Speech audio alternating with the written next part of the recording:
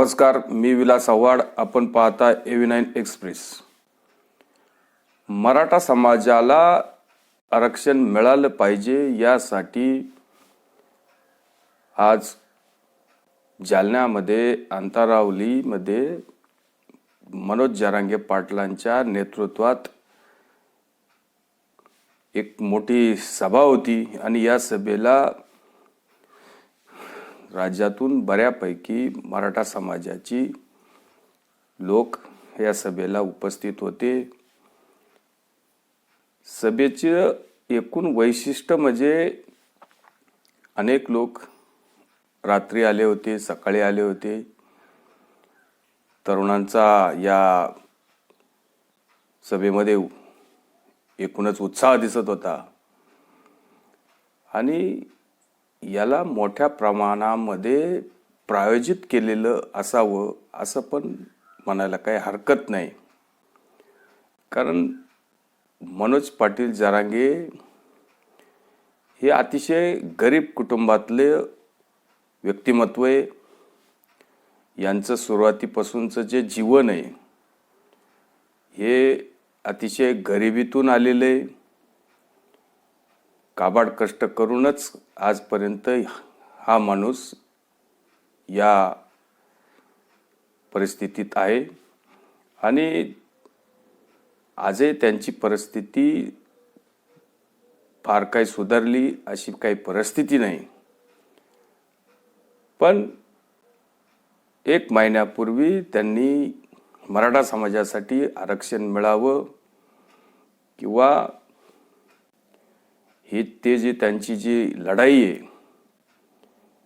की त्या कुणबी दाखल्यांचा याच्यामध्ये किंवा कुणबी दाखल्यांवरून जे काही त्यांना दाखले पाहिजे किंवा त्यातून त्यांना काही आरक्षण पाहिजे या मुद्द्यासाठी त्यांची जी लढत आहे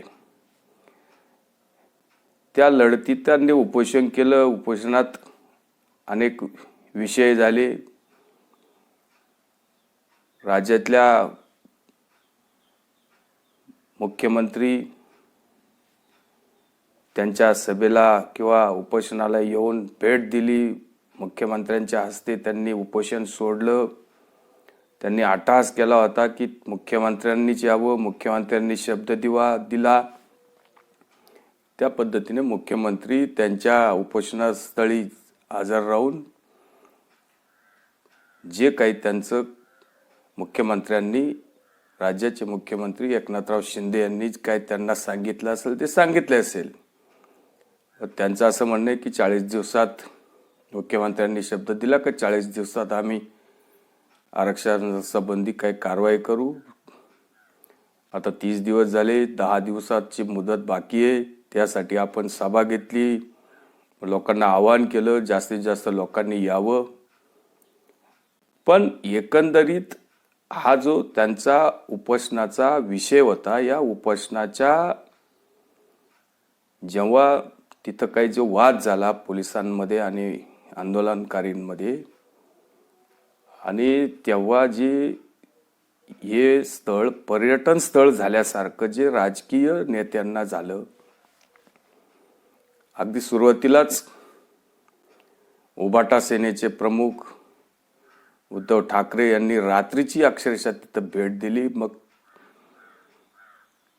अनेक गोष्टी त्यांच्या कानगी त्यांनी लावल्या. उबाटा सेनेचे प्रमुख उद्धव ठाकरेंनी अनेक गोष्टी त्यांच्या कानामध्ये सांगितल्या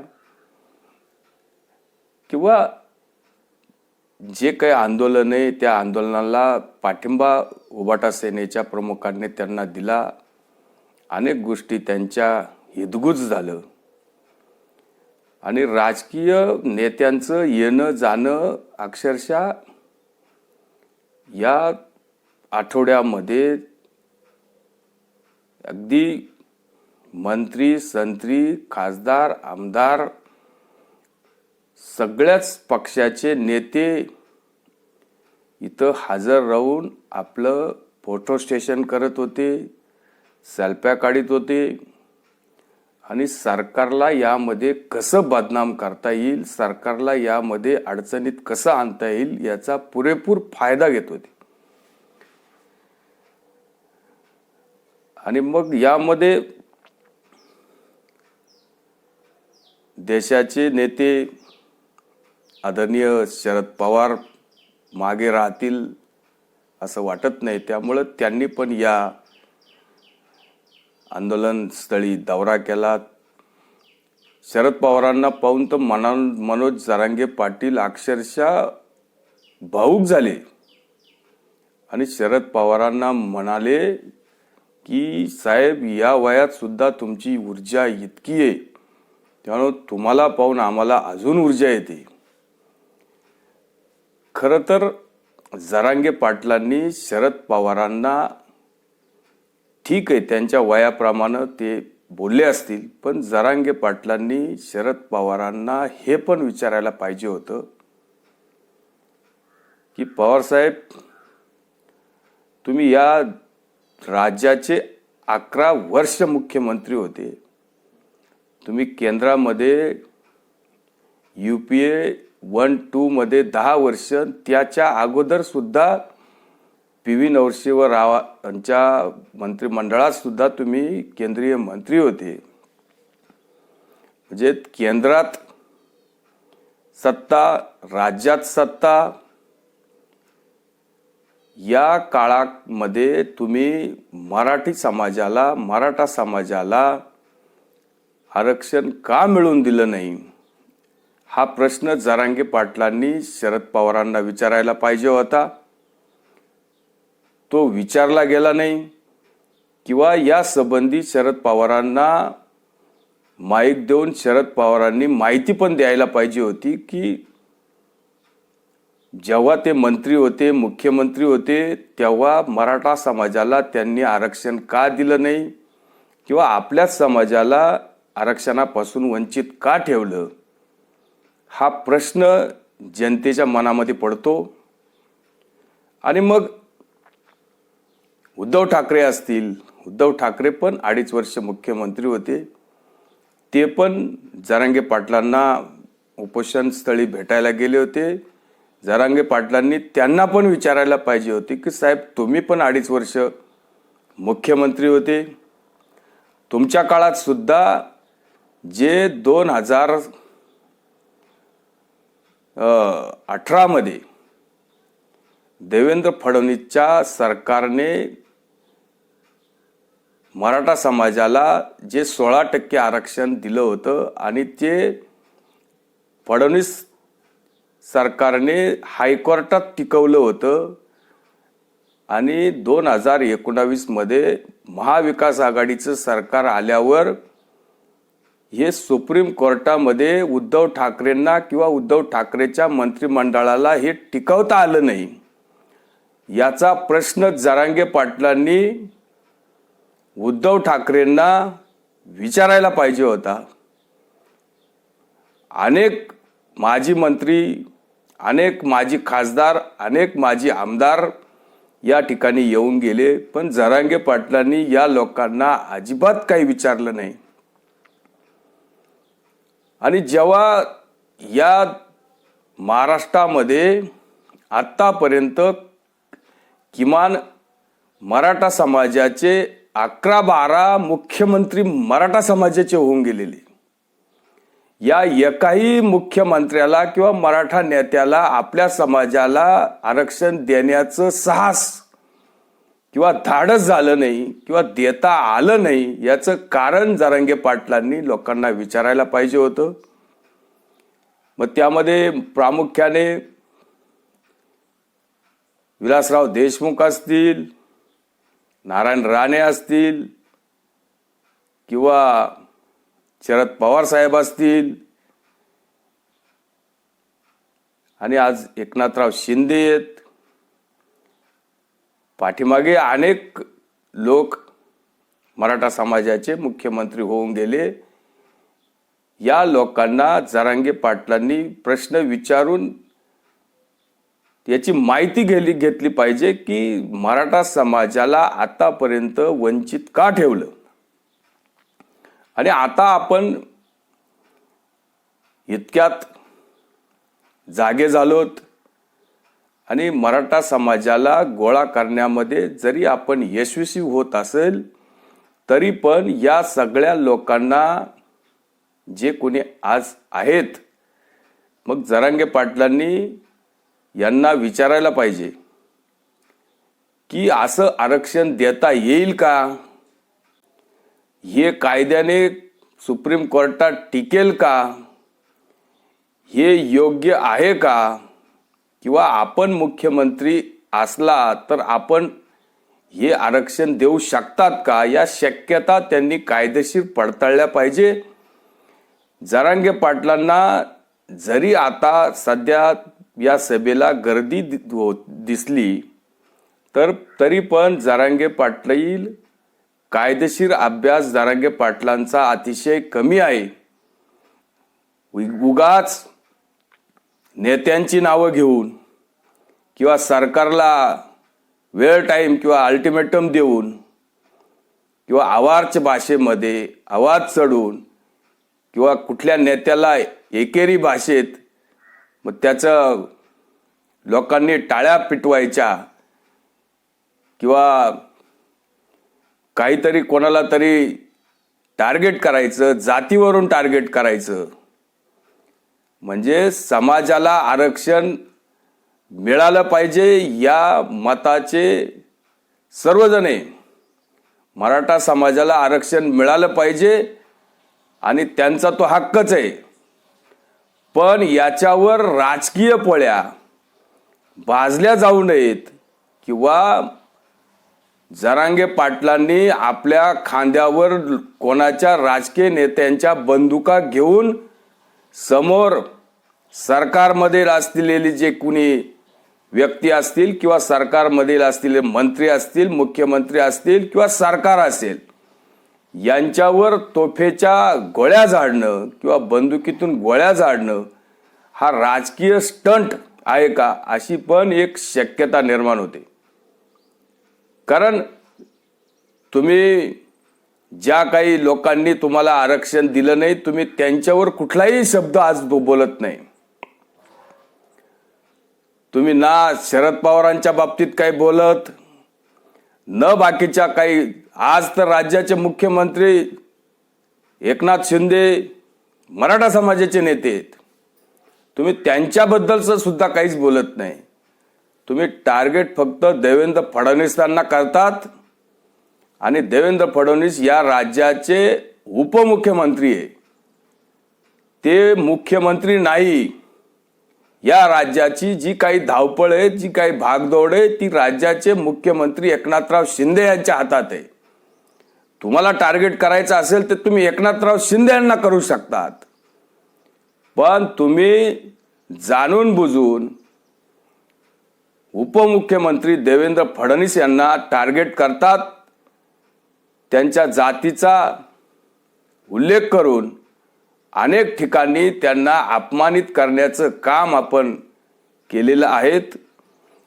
निव्वळ स्टंटबाजी किंवा टाळ्या पिटवणं, गर्दी तयार करणं किंवा लोकांना, नेत्यांना शिव्या घालणं, या गोष्टीनं समाजाचं नुकसान होईल, फायदा होईल की नाही माहीत नाही. समाजाचं मोठ्या प्रमाणामध्ये नुकसान होऊ शकतं, कारण जातीमध्ये भांडणं लावलेलं काम, जातीमध्ये तेढ निर्माण करण्याचं काम किंवा तरुणांची माथे भडकावण्याचं काम जे काही ज्या माध्यमातून सुरू आहे, आणि मग याच्यामध्ये फक्त समोर येणाऱ्या समजा लोकसभा असतील किंवा राज्याच्या येणाऱ्या 7-8 महिन्यांनी विधानसभा असतील, याच्यासाठी फक्त तुम्ही कुठल्या तरी पक्षाला टार्गेट करायचं आणि ही पुढे मागणी तुमची पूर्ण होईल की नाही होईल हे कोणालाच माहीत नाही. राज्याचे मुख्यमंत्री, हे जो 2 उपमुख्यमंत्री तुम्हाला आरक्षण देतील न देतील, कदाचित ते देऊ शकतात, पण ते टिकेल न टिकेल हा सगळा प्रश्न सुप्रीम कोर्टावर अवलंबून आहे. तुम्ही लोकांना बदनाम करून, लोकांना शिव्या घालून तुम्ही 4 दिवस हायलाईट माध्यमांमध्ये व्हाल, पण समाजाचं कायमस्वरूपी जे नुकसान होईल याला जबाबदार कोण? आज लोक गर्दी करतात, पैसे खर्च करून सभेला येतात, धावपळ करतात, लोकांनी तुमच्या आव्हानाला प्रतिसाद दिला, पण तुमच्या सभेमध्ये जे काही तुम्ही भाषण, काही लोकांना मार्गदर्शन करायला पाहिजे त्या पद्धतीचं मार्गदर्शन तुम्ही केलं नाही. उलट लोकांचा अपमानच तुम्ही केला की हे सगळे मराठाच आहे का, हे आपल्याच जातीचे का, म्हणजे येणाऱ्या लोकांचा तुम्ही अपमान केला असं यामधून स्पष्ट दिसतं. आणि तुम्हाला कायदेशीर किती यात ज्ञान आहे, किती नाही, हा एक प्रश्न तयार होतो. कारण सर्वच मराठा समाजाला कुणबी म्हणून घ्यायला सुद्धा अपमानजनक वाटतं. लोकांना अशा पद्धतीचं आरक्षण काही मराठा समाजातील लोकांना नको आहेत. त्यामुळं ह्या सगळ्या गोष्टीचा विचार करून पुढे येणाऱ्या काळामध्ये अनेक गोष्टी स्पष्ट होतील.